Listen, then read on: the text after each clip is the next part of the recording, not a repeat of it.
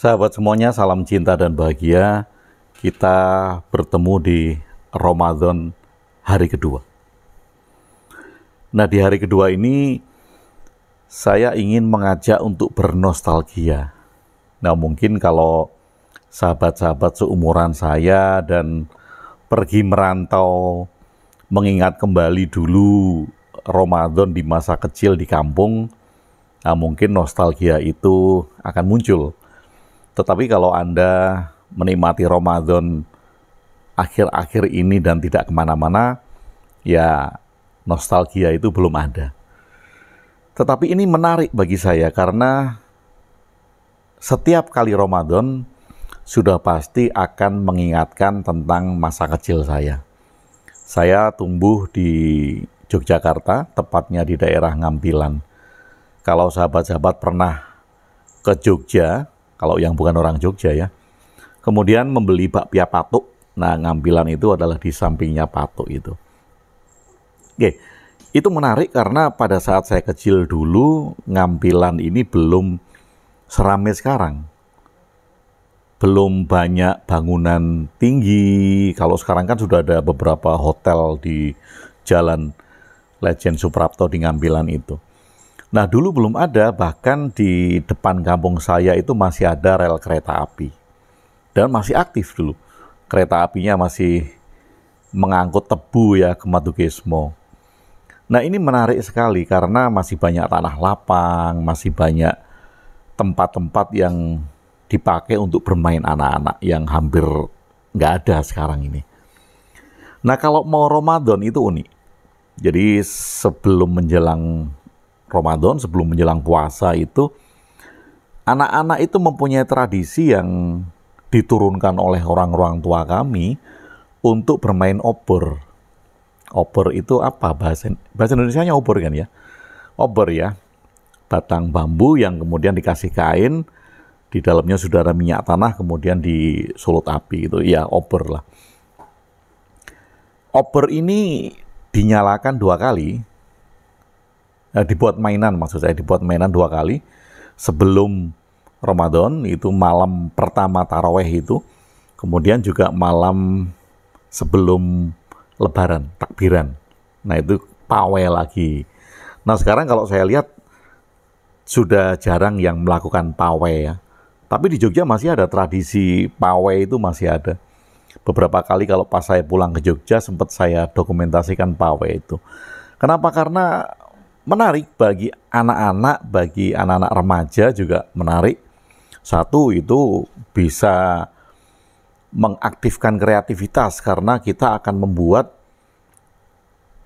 barang atau apa yang akan kita tunjukkan kepada orang-orang yang melihat di pinggir jalan itu ya. Entah membuat masjid miniatur gitu ya, dari kardus, dari gabus, dari karton, atau kemudian bikin orang-orangan atau bikin bangunan yang lain, atau bikin bahkan ada yang sempat bikin tank gitu ya, kendaraan perang. Nah itu kreatif. Dari sisi kreativitas itu sangat menarik sekali. Dan saya jarang melihatnya di kota-kota besar. Nah tetapi karena saya tumbuh di daerah Ngampilan saat itu, yang kreativitas anak-anaknya itu diberikan ruang untuk berkreasi, maka nostalgia itu akan selalu ada. Nah kembali kepada obor. Dulu kalau kami sebagai anak-anak memainkan obor itu karena seneng aja. Seneng. Bawa bambu, kemudian disulut obornya, kita keliling kampung gitu. Kemudian di satu lapangan obor itu kita tancepin ya, kita berdirikan gitu, sampai kemudian kita dipanggil oleh orang tua masing-masing karena malam. Dan akhirnya obor itu mati dengan sendirinya. Dan orang-orang tua kita dulu juga nggak melarang anak-anak untuk bermain di lapangan, untuk bermain bersama teman-teman yang lain selepas maghrib. Kemudian kalau itu pas zaman taraweh ya, maghrib menunggu isya, menunggu taraweh itu ramai sekali di jalan, di lapangan itu sangat ramai sekali. Dan saya ingat betul bahwa teman-teman saya itu bukan orang Islam aja. Ada yang Chinese, ada yang beragama bukan Islam gitu, tetapi kita bermain bersama dan indah sekali. Nah, obor. Anak-anak kecil bermain obor tentu saja karena orang tuanya memberikan contoh obor, atau paling tidak generasi sebelumnya itu juga memberikan contoh obor yang dicontohkan oleh generasi sebelumnya gitu. Nah, yang menarik ini adalah nggak mungkin bahwa nenek moyang kita membuat permainan untuk anak-anak tanpa sebuah filosofi yang tinggi.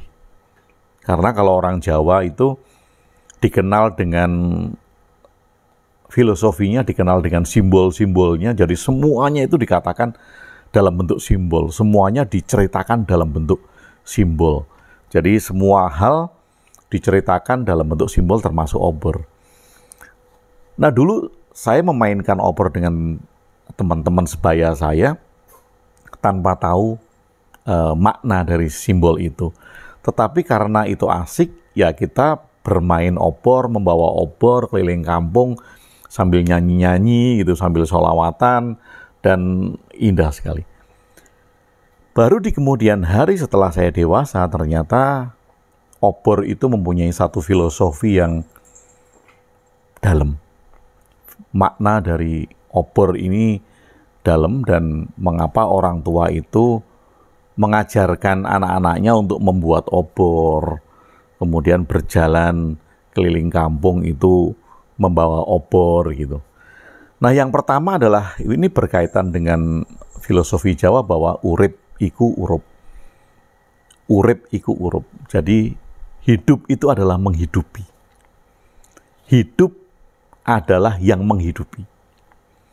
Nah, itu digambarkan dengan filosofi obor yang dipegang kemudian keliling kampung. Jadi maknanya kita diajarkan untuk memberikan penerangan. Sekecil apapun obor yang kita buat.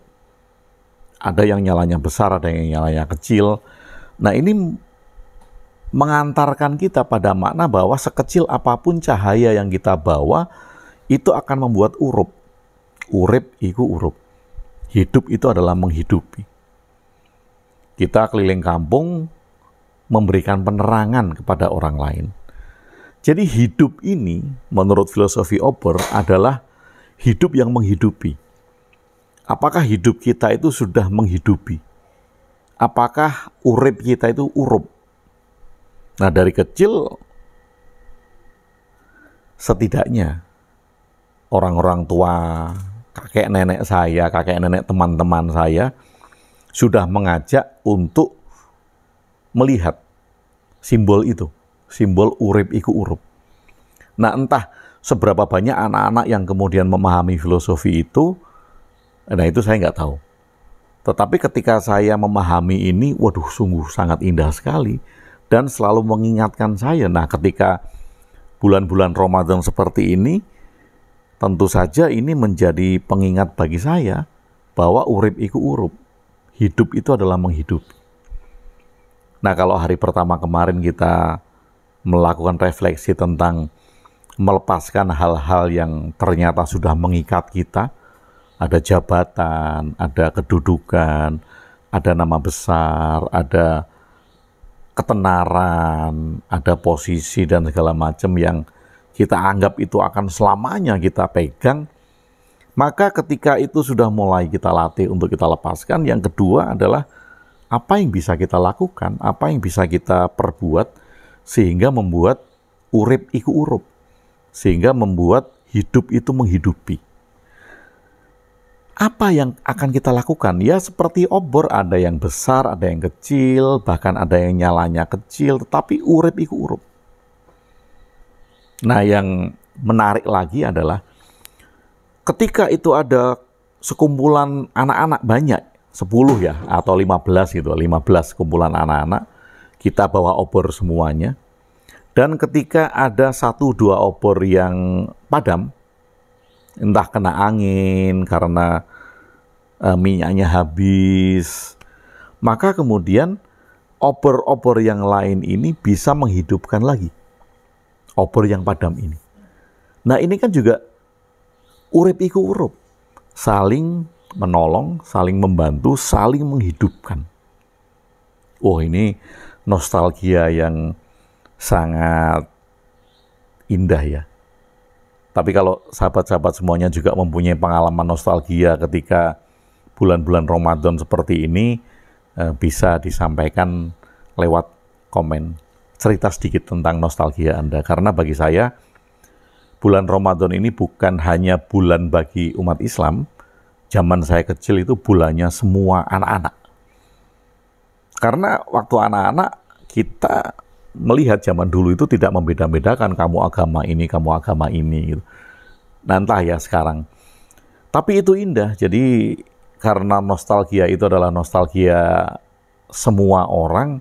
Nah, mungkin Anda walaupun bukan Islam, tetapi mempunyai nostalgia yang indah ketika akan memasuki Ramadan. Nah, tadi dari sore tadi saya mengingat itu dan terngiang-ngiang. Kemudian mengingat beberapa teman-teman saya yang sekarang mungkin sudah dewasa semua, sudah berkepala 5, seumuran saya gitu. Kalau ada yang nonton video ini, salah satu teman saya mungkin ya silakan bisa sapa sehingga kita bisa bernostalgia bersama untuk menceritakan kondisi ngampilan saat itu. Kalau sekarang sudah sangat ramai sekali, ngampilan itu kalau malam minggu apalagi ya, itu macet karena sudah satu arah ya. Apalagi ketika Malioboro ditutup, itu tumpah karena jalan satu-satunya ya di Jalan Lejen Suprapto Ngampilan itu padet. Dan kadang-kadang nggak bisa jalan juga. Sama kayak Jakarta macetnya.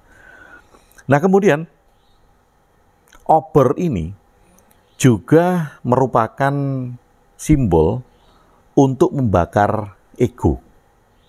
Nah, sebelum masuk Ramadan, orang-orang tua, kakek nenek kita mengajarkan permainan untuk membuat dan berkeliling dengan obor ini karena ada makna bahwa selama sebulan nanti ini adalah proses pembakaran ego. Kan dibakar sampai kainnya habis, dibakar sampai minyaknya habis. Ini adalah proses pembakaran ego. Dan karena itu proses pembakaran, maka tentu saja akan membuat tidak nyaman. Nggak ada kan proses pembakaran yang nyaman, orang dibakar, panas. Nah, tentu saja itu nggak nyaman. Dan proses pembakaran ini merupakan terpaan untuk kita agar kita menjadi manusia yang lebih baik. Dan kalau itu nyaman, maka kita akan terlengah. Maka kemudian proses pembakaran ego ini tentu tidak nyaman. Nah, apa yang membuat kita tidak nyaman? Dalam sehari-hari di bulan Ramadan itu tentu kita akan memilih tindakan yang tidak seperti kemarin. Tindakan yang tidak seperti kemarin ini dalam arti bahwa kalau ada tindakan yang tidak bermanfaat atau tindakan yang merugikan kita, yaitu yang kemudian kita ubah. Tindakannya kita ubah, keputusannya kita ubah, cara pandang kita ubah. Misalnya kalau sebelumnya kita malas, ya mau tidak mau, kita menata langkah-langkah untuk aktif, kreatif, dan bertindak. Nah, melawan rasa malas ini kan sangat nggak nyaman. Melawan rasa pingin senang sendiri ini kan sangat nggak nyaman. Tetapi kalau itu kita latih sedikit demi sedikit, maka kita bisa menciptakan kebiasaan baru, kita bisa menciptakan langkah-langkah baru. Nah, ini juga patut kita renungkan di hari kedua. Renungan hari kedua bagi saya sendiri, sekali lagi bahwa video ini adalah pengingat bagi saya, renungan hari kedua adalah urip iku urup, bahwa hidup itu menghidupi. Sudahkah hidup saya itu menghidupi? Sudahkah saya berubah menjadi manusia yang lebih baik? Dan sudahkah saya melakukan pembakaran ego terhadap ego-ego yang tidak berguna? No, ego itu berguna ya. Jadi kalau sahabat menonton video-video saya, ego itu berguna dan ego itu tidak harus dilenyapkan. Kita hanya mengelola ego saja. Nah, istilah pembakaran ego ini juga bukan berarti kemudian melenyapkan ego. Ini hanya simbol, sekali lagi ini hanya simbol bahwa kita akan memilih ego yang bermanfaat, ego yang menghidupi, ego-ego yang urup, sehingga kita menjadi manusia yang lebih baik. Nah, indah dan obor, ego, kemudian urup. Mudah-mudahan di hari kedua ini kita bisa menapak untuk menjadi manusia yang kemudian menerapkan urip iku urup. Hidup itu menghidupi. Terima kasih. Salam cinta dan bahagia.